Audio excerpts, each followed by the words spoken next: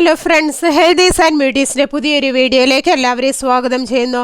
നിങ്ങൾ എൻ്റെ ചാനലിൽ ആദ്യമായിട്ടാണെങ്കിൽ എൻ്റെ പേര് റീന. ഇന്നത്തെ വീഡിയോയിൽ ഞാൻ നിങ്ങളുമായി ഷെയർ ചെയ്യാൻ ആഗ്രഹിക്കുന്നത് ഒലിവ് ഓയിലിൻ്റെ ആരോഗ്യ ഗുണങ്ങളെക്കുറിച്ചാണ്. തലച്ചോറിൻ്റെ ആരോഗ്യത്തിനുള്ള നല്ലൊരു വഴിയാണ് ഒലിവ് ഓയിൽ. സ്ട്രോക്ക് അഥവാ മസ്തിഷ്കാഘാതം തടയാനും ഏറെ നല്ലതാണിത്. പ്രായമാകുമ്പോൾ വരുന്ന അൾഷിമസ് പോലുള്ള രോഗങ്ങൾ തടയാൻ മികച്ചതാണ്.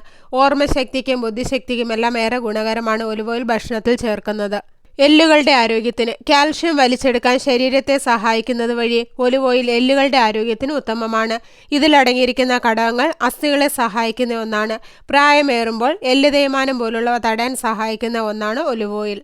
ക്യാൻസറിനെ തടയുന്നു. സ്ഥാനാർബുദത്തിനും കുടൽ ക്യാൻസറിനും ഒലിവ് ഓയിൽ വളരെ ഗുണം ചെയ്യും. ആൻറ്റി ഓക്സിഡൻറ്റുകളുടെ സാന്നിധ്യം കാരണം ഒലിവ് ഓയിൽ ശരീരത്തിലെ കാർസിനോജനുകളുടെ വളർച്ചയെ മന്ദഗതിയിലാക്കാൻ സഹായിക്കുന്നു.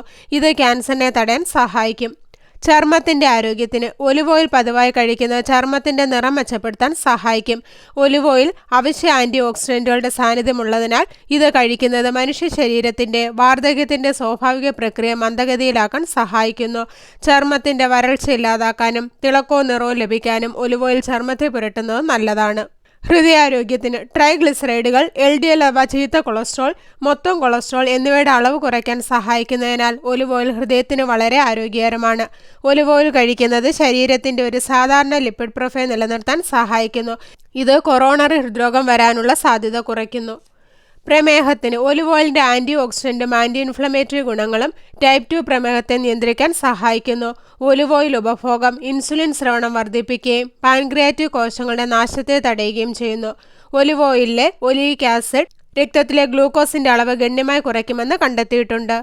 മലബന്ധം ഒഴിവാക്കുന്നു. ഒലിവ് ഓയിൽ നേരിട്ട് കഴിക്കുന്നതിൻ്റെ മറ്റൊരു ഗുണം നിങ്ങളുടെ ദഹന വ്യവസ്ഥയ്ക്കാണ്. മലബന്ധത്തിനുള്ള ഏറ്റവും മികച്ച പ്രതിദത്ത പരിഹാരങ്ങളിലൊന്നാണ് ഒലിവ് ഓയിൽ.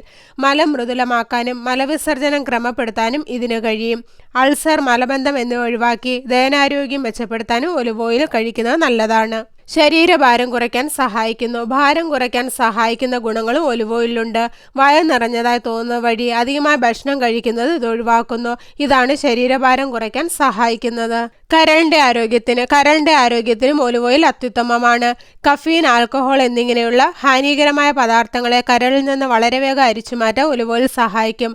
കരളിനുണ്ടാകുന്ന അണുബാധ ചെറുക്കാൻ ഇതേറെ നല്ലതാണ്. നഖങ്ങളുടെ ആരോഗ്യമുള്ള നഖങ്ങൾ നൽകുന്നതിനും ഒലിവ് ഓയിൽ മുന്നിൽ തന്നെയാണ്. നഖത്തിൻ്റെ ക്യൂട്ടിക്കിൾസ് ബലമുള്ളതാക്കുന്നു.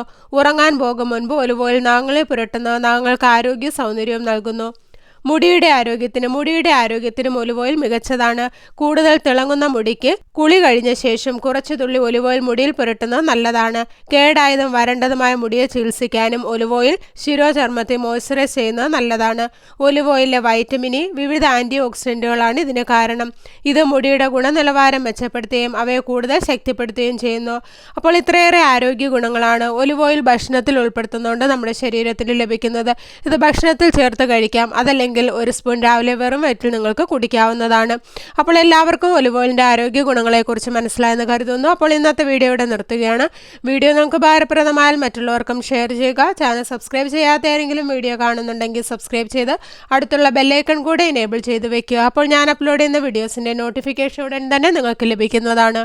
അപ്പോൾ നല്ലൊരു വീഡിയോയുമായി വീണ്ടും കാണാം. അതുവരെ എല്ലാവർക്കും ബൈ ബൈ.